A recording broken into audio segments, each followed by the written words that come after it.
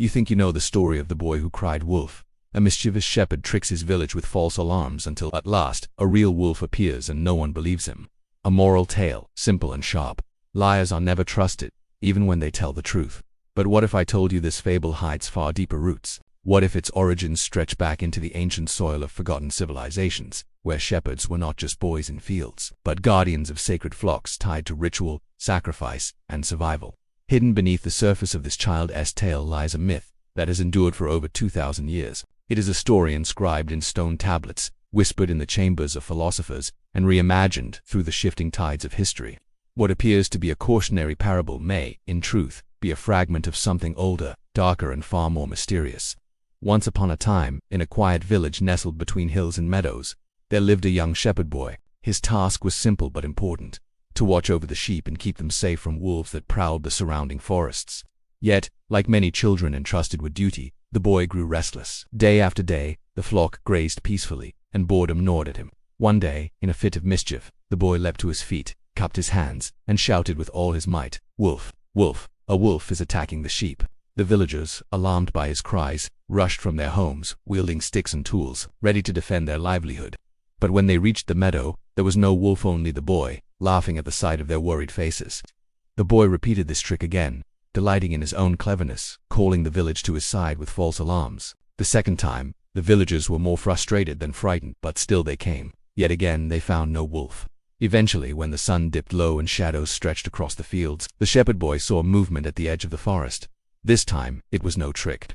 A wolf, lean and hungry, emerged from the dark, its eyes glinting with ferocity. The boy cried out desperately, "Wolf! Wolf! Please, help me!" His voice rang through the valley, but the villagers, weary of his lies, ignored him.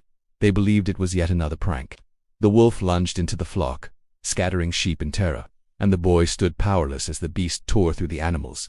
And so the story ends. The boy's dishonesty left him unheeded, and his flock was lost. From that day forth, children were taught the lesson: never lie, for no one will believe you when truth matters most. But the tale of the boy and the wolf was not always told this way. Its earliest written form can be traced to the fables of Aesop, a Greek storyteller believed to have lived around the 6th century BC. In Aesop's version, the shepherd boy calls out twice with false warnings, and when the wolf truly comes, his cries are ignored, the sheep are devoured, and the boy is left in ruin. The message was clear: a liar's reputation destroys trust, even in moments of genuine need. Yet, as centuries passed, this simple tale was reshaped. In medieval Europe, the story was retold with darker tones, often as part of religious sermons. Priests used it to warn congregations against the dangers of false testimony, comparing the wolf to sin, the flock to souls, and the boy to reckless humanity that toys with truth until destruction arrives. By the Renaissance, printed collections of fables spread the story across the continent. Scholars and moralists refined its message, presenting the boy not as a mischievous child but as a warning to rulers, citizens, and all who misused language. Words, they taught, were as dangerous as swords, for they could lead whole communities astray. In the 19th century, the Brothers Grimm adapted countless folk stories, though they left this particular fable close to its Greek roots. However, educators and parents in Victorian society used it frequently as a moral lesson for children. Its role shifted from philosophical parable to didactic nursery tale, meant to discipline the young. Thus, over time, the boy's laughter faded, the villagers' fury grew, and the wolf became less an animal of flesh than a specter of consequence. Every age reshaped the fable to match its fears, whether of lies, scenes, or social collapse. What began as a shepherd's cry in ancient Greece became a timeless warning woven through the fabric of human civilization. On closer inspection, the tale of the shepherd boy and the wolf begins to reveal echoes of older myths buried deep in the collective memory of humankind. In Mesopotamian myth, wolves were feared as harbingers of chaos and destruction. Clay tablets speak of shepherd gods tasked with guarding flocks against wild predators. Yet these predators were never merely animals. They symbolized invading armies, famine, and the destructive powers of nature. The boy who cries wolf may echo the image of the unreliable shepherd, a figure found in Sumerian and Babylonian laments, where leaders who fail in their sacred duty bring ruin upon their people. In Greek mythology, shepherding also bore sacred weight. Hermes, the messenger god, was a patron of shepherds, while Apollo himself guarded flocks. Yet it was Pan, the rustic god of wild places, who blurred the line between protector and trickster. The boy's cries of wolf may recall Pan's sudden shouts that inspired panic among villagers. Was the tale then an echo of divine mischief, a warning against the dangerous power of false alarms in sacred spaces? Even Norse tradition provides resonance. In the Eddas, wolves were no mere beasts but cosmic forces. Fenrir, the monstrous wolf, was destined to swallow the sun and usher in Ragnarok, the doom of gods. To cry wolf was, in essence, to invoke destruction prematurely, to summon fate before its appointed hour. Could it be that the shepherd boy is not merely a foolish child but a symbolic guardian whose voice carries ritual weight? His false cries may mirror the ancient misuse of sacred speech, the careless invocation of divine power. When the true wolf arrives, the silence of the villagers reflects not only disbelief but the withdrawal of divine protection itself. Thus, behind the simple fable lies a chorus of ancient myths, linking boy, flock, and predator to timeless struggles between truth and deception, order and chaos, divine guardianship and cosmic ruin. In 1904, archaeologists excavating the ruins of Oxyrhynchus in Egypt uncovered a series of papyrus fragments. Among them were fables attributed to Aesop, including early versions of the boy who cried wolf. These fragments, dating back to the 2nd century CE, demonstrated that the story had already traveled far from its Greek origins into the crossroads of Africa and the Mediterranean. Later discoveries expanded the map. Versions of the tale appeared in medieval Arabic manuscripts collected in Baghdad, woven into collections of wisdom literature. In these adaptations, the boy was sometimes replaced by a watchman or guard, and the wolf by an invading enemy. The core remained intact. A false alarm destroys trust, and when true danger strikes, no one answers. Even more striking was a fragment unearthed in the ruins of Pompeii. Graffiti scrawled on a wall depicted a crude drawing of a shepherd with sheep, accompanied by words warning against liars. Scholars debated whether this was satire or moral teaching, but it suggests the story circulated among ordinary people long before formal record. From China to India, similar parables emerged. In an ancient Chinese collection, a man falsely warns his neighbors of a tiger attack, only to find no aid when danger comes. In Indian folklore, tales of deceitful herdsmen serve the same purpose. The patterns align across continents, suggesting that this tale, or at least its moral seed, sprang from a shared human anxiety about lies, trust, and survival. Experts now believe the fable's deepest roots may lie in agrarian communities over 3,000 years ago, when the survival of sheep or cattle meant the survival of the people themselves.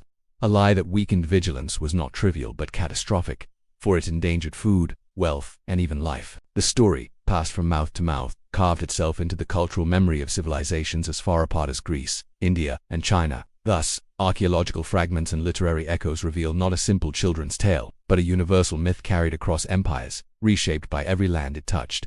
At first glance, the elements of this story seem plain: a boy, a flock, a wolf, a village. Yet each holds symbolic depth when seen through the lens of myth and ritual. The boy is not simply a mischievous child. In the archetypal language of folklore, he is the untested guardian, the liminal figure standing between safety and peril. His youth represents immaturity, but also the fragile threshold between responsibility and recklessness. In ritual terms, he resembles the initiate who fails his trial, misusing sacred duty and bringing calamity upon the community.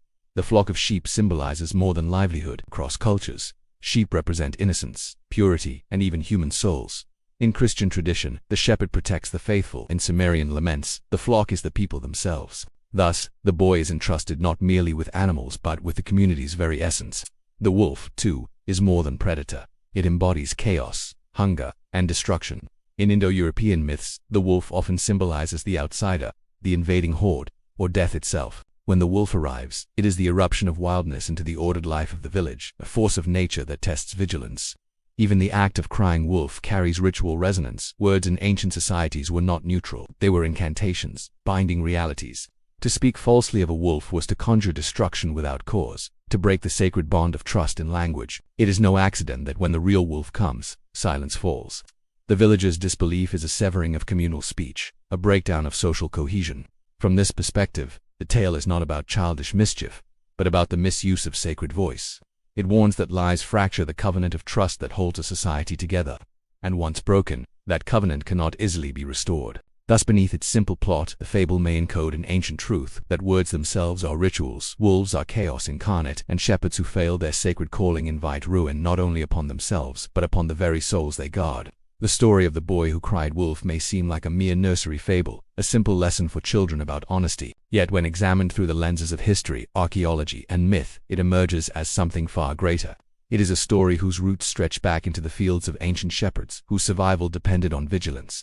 It echoes in the myths of Mesopotamia, Greece, and Norse legend, where wolves represented chaos and destruction. It is preserved in papyrus fragments, scratched into walls in Pompeii, and retold in manuscripts across Asia. Its universality speaks of a shared human fear. That deception corrodes trust, and when trust dies, community itself collapses. The boy, then, is not merely a liar. He is the failed guardian, the trickster who misuses sacred speech. The flock is more than sheep. It is the soul of the people. The wolf is not just a beast, but the shadow of destruction, always waiting beyond the village gate. What we thought was a child's fable is, in truth, a fragment of an ancient ritual drama, a parable of language, trust, and cosmic balance. It reminds us that words hold power, and once they are corrupted, no wall, no watchman, no cry can save the community when chaos arrives. So the next time you hear the tale of the shepherd boy, remember, it is not merely a warning for children. It is a relic of humanity's oldest struggle, the fragile bond between truth and survival, order and chaos, trust and betrayal. And if that leaves you unsettled, wait until we uncover the next tale whose origins lie hidden in the ruins of time.